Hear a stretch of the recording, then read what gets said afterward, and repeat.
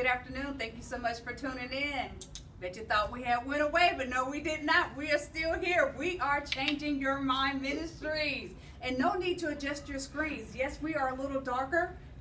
We just came back from vacation from CYM Travel. Where do we go? We took about 47 people to Cancun. Yeah. Had a wonderful time. Wonderful time. So we are excited to actually be back on the screen, to be in front of you to talk about today's message.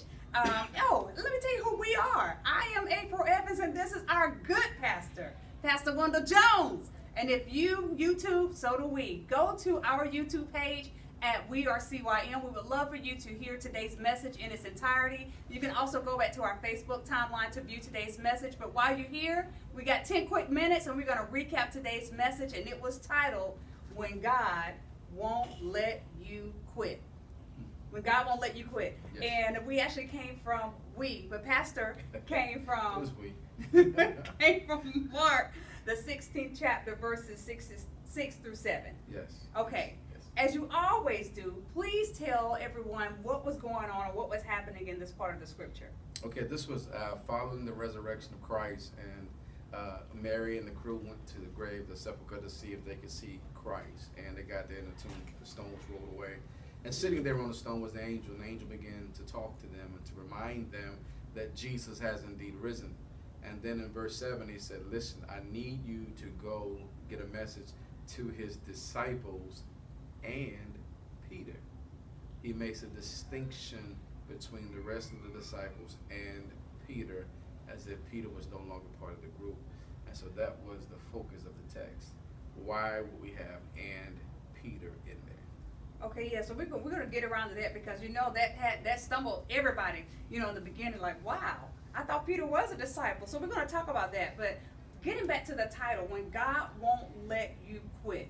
And in the very beginning, you said that quit brings 3 cheerleaders. Quit brings 3 cheerleaders with pom-poms with it. What are those 3 cheerleaders? Those 3 cheerleaders. Well, quit.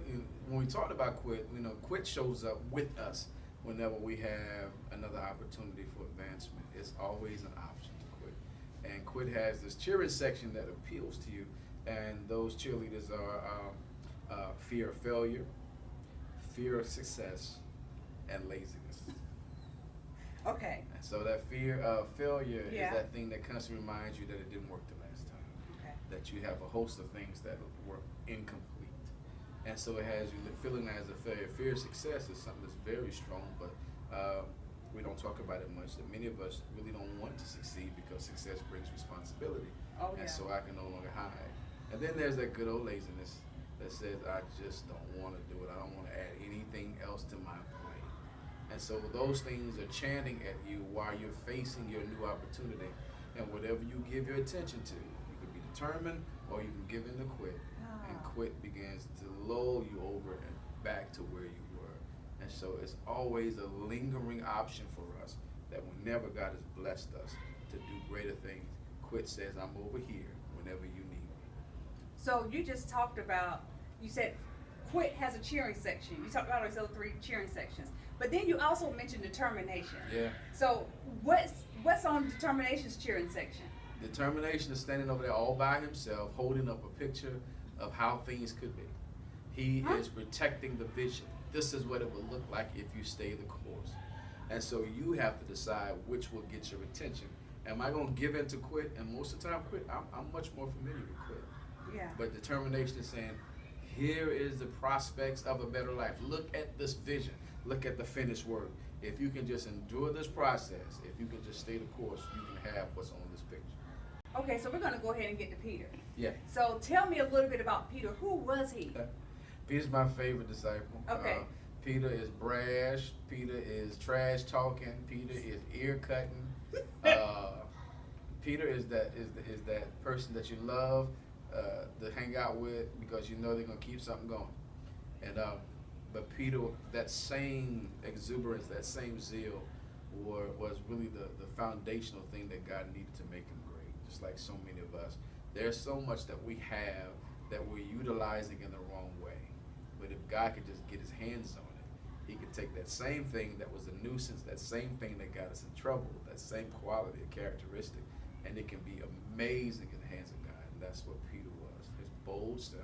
So bold that he thought he could rebuke Jesus. He was also bold enough to step out of the boat in the storm and walk on water. Bold enough to lunge up the soldier and cut his ear off. So he had some boldness in him.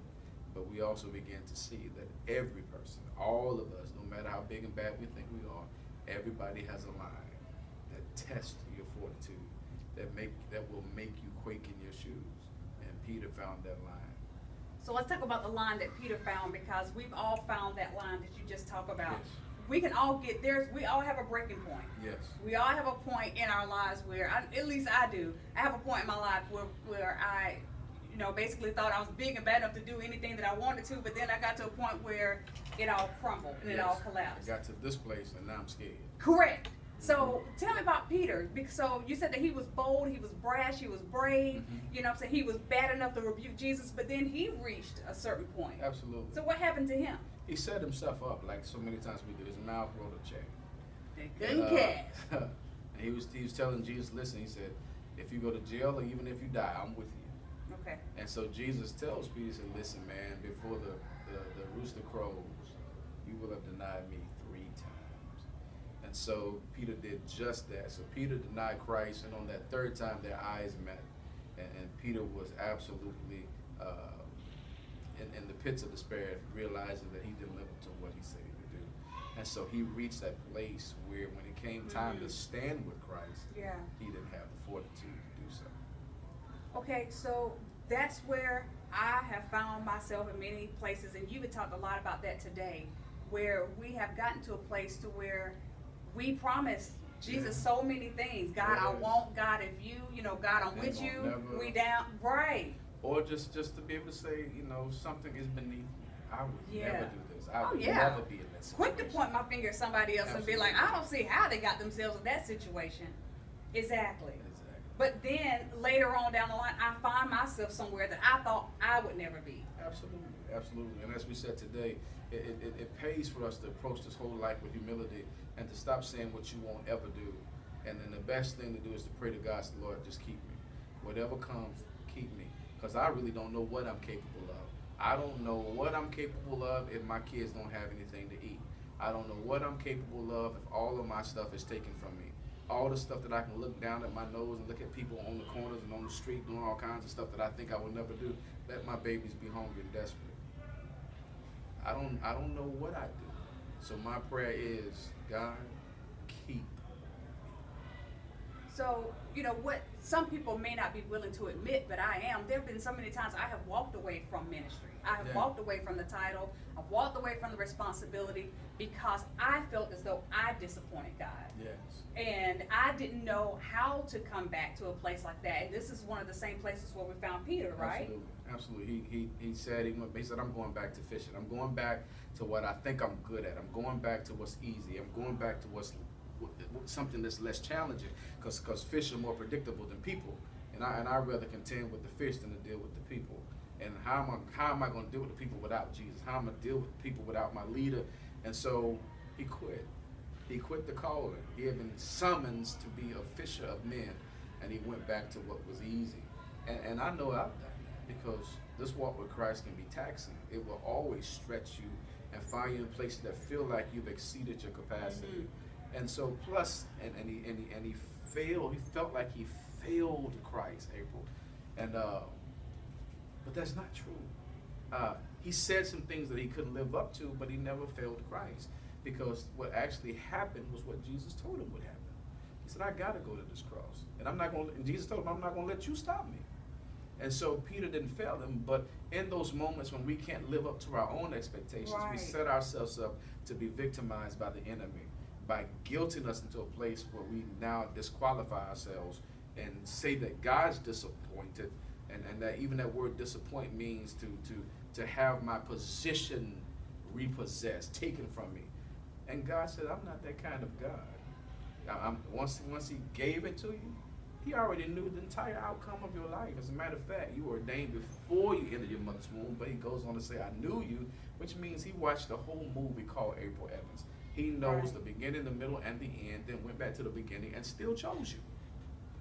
Remember that part. God, you watched the whole movie and you Right. still chose me. You've seen every foolish thing, everything I'm ever going to do to make you proud, and you step back in the time and say, I'm still going to call you. And if I can remember that, I'll stop disqualifying myself, because an all-knowing God can't be disappointed if he knows what I'm going to do. People can't be. People can be surprised that I didn't live up to some expectation, or if, like Peter's case, I talked myself into a place that I couldn't live up to. And Right. we've done that before. Exactly. And so people can be disappointed, but God said, I knew you was going to do it, and you're still called. And so that's the tension. Am I going to trust that God still wants to use me while I'm surrounded by people who are disappointed in me? I'm stuck somewhere in the middle, and that tension will throw us off. And God is trying to show us that, hey man, I ain't changed my mind about you. So for the next 3 minutes that we have, but when I have talked myself to a place that I cannot sustain, that I cannot that I can't even uphold myself to, and I find myself in a low place, that's kind of humiliating, is it not?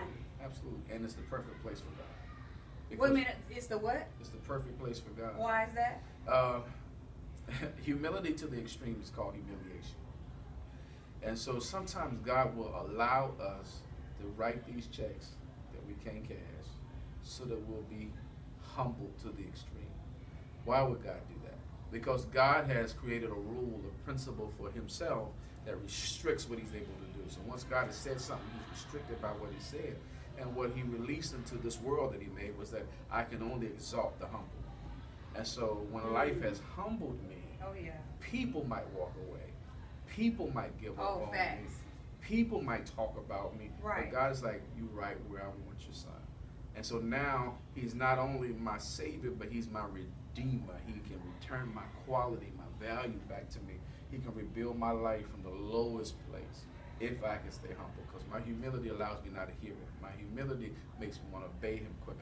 And so God's recovery is something to deal with. God can get you back to the head of the crowd overnight if he wants to, even while people are hoping that you never recover.